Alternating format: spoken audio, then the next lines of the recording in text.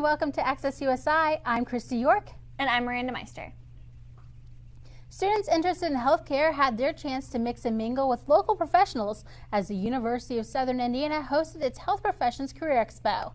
Staff from area medical facilities discussed what opportunities are available to students, and freshman Valerie Boyd says she learned something new. A lot of the programs actually do the student reimbursement, and I actually wasn't aware of that, but it made me happy to know that they do that. They tell you a lot of information that you weren't aware of, and they also have cool little things that they give you and lots of packets of information to help you like for your future job search. Information about future career services events, visit usi.edu/career services. The campus was filled with smiles today as Sigma Tau Gamma hosted Pet a Pup, a philanthropy to support Henderson Humane Society. Students and faculty gathered on the quad today to take part in the fun. For $1, anyone could come and pet and play with puppies for an hour. Sigma Tau Gamma uses this event as a way to help students de-stress after midterms and as a way to raise awareness and funds for Henderson Humane Society. On-site adoptions were not available, but anyone interested could find more information from the men of Sigma Tau Gamma. Students were able to print designs promoting social issues on shirts and bags Monday. The Students for Gender Violence Awareness held the event, which allowed students to bring in their own t-shirts or tote bags to print one of 4 designs on them. The idea is to help promote awareness, recognize supporters, and start conversations about these social issues. All proceeds went directly to Planned Parenthood and the African American Museum of Evansville. For more information about their programs, follow SFGVA on Twitter. Several USI teams will be back on the road this weekend. We'll have the scores coming up next.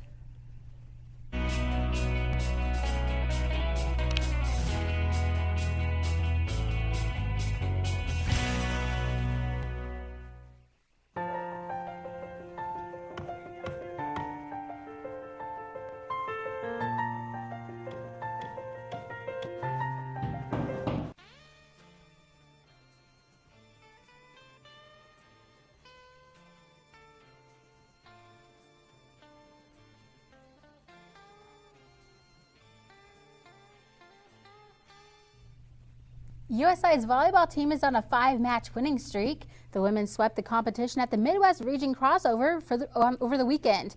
On Friday, USI defeated Northwood University 3-2 before heading into Saturday's matches where they beat Ashland University 3-1 and Ohio Valley in a shutout. This is the longest winning streak for the Eagles since their 6 straight victories during the 2015 season.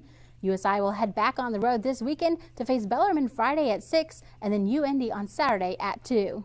As for soccer, the men's and women's teams split the weekend on the road. Both teams defeated William Jewell on Friday before falling to Rockhurst on Sunday. The men's team, who is now placed 10th in the GLVC conference, still has a shot at making the tournament, but will have to dig deep and pull away with a few wins in the last 3 games of the season.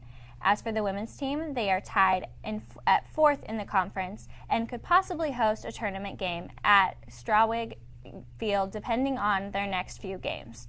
Both teams will be back in action Friday night as they host Drury University starting at 5 with senior night on Sunday against Missouri S&T at noon. Getting students ready for the upcoming basketball season, USI will host their annual Midnight Madness Friday night at the PAC.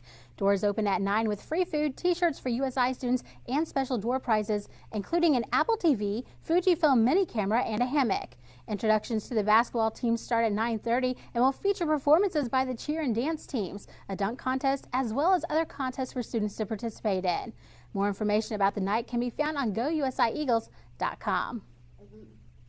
We'll have a look at what you can expect weather-wise for this weekend's games coming up next. You're watching Access USI.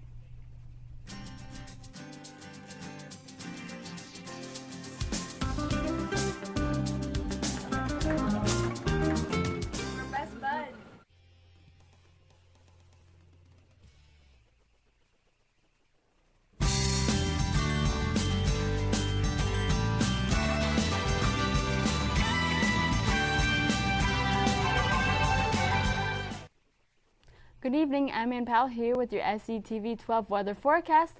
Fall-like weather has been in the tri-state the past several days.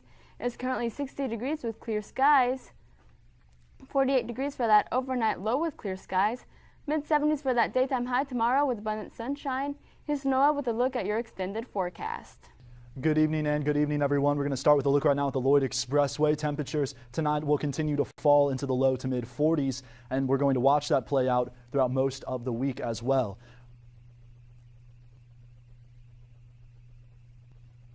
Looking ahead on future track, this is Wednesday evening, so high pressure has been dominating most of the southeastern section of the United States, and that's going to kind of meander off the shore for the next couple of days. And on the backside of that lies a cold front. Now, along that cold front, we will see temperatures fall dramatically and especially trigger off some of these storms. This is Sunday evening. The greatest threat for rain and flooding potential is going to definitely be Sunday evening and through Monday morning. And then on the back edge of the high pressure, we will also see possibly some lake effect showers, maybe also some rumbles of thunder before we clear the weekend out and look ahead to next week, where clearing temperatures and sunny skies remain. So 75 for tomorrow, clear and cool, the wind out of the south at about 6, and then looking ahead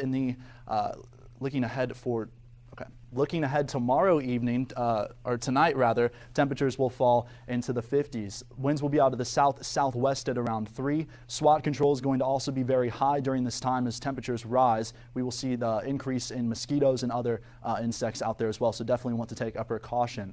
Looking ahead to tomorrow, 57 by 9 a.m. will bottom out at about 75 by 3, and then as we enter the evening time, temperatures will fall again. So looking ahead in the extended forecast, as I mentioned, temperatures will continue to rise through the weekend, and we will see a cold front pass over us by Sunday, which will trigger some showers, and then temperatures really do take a tumble. We're only at 64 by Tuesday, and that will be one of the lowest temperatures lowest high temperatures we will see in the tri-state in some time.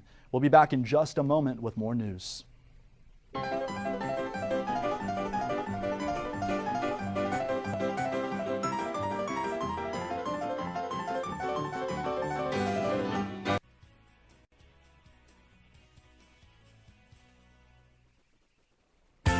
USI Alumni Services wants to connect students with potential employers. The Career Mentor Program matches juniors and seniors with a USI alum in their field of study.